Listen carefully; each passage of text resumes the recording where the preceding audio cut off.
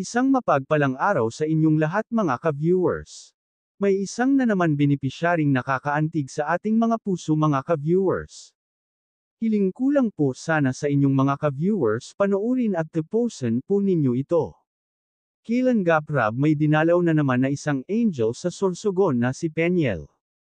Kalingap Rab sobrang naawa sa nakitang sitwasyon at kalagayan ng mag-amang ito.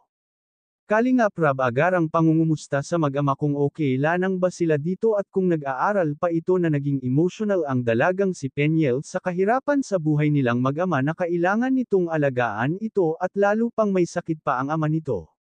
At wala namang ibang gagawa nito kung di siya lamang Peniel pinili muna nitong huwag munang mag-aral sa ngayon dahil kailangan nitong alagaan ang ama.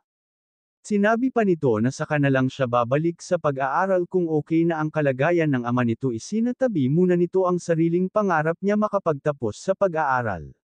Dahil mas mahalaga raw sa kanya makasama ang kanyang ama at maaalagaan niya ito dahil hindi naman raw habang buhay ganito silang mag-ama humanga at bumilib si Kalingap Rab dito sa murang edad nito ay hindi niya pinapabayaan ang ama bihira na lamang sa ngayon ang ganitong anak para mag-alaga ng magulang.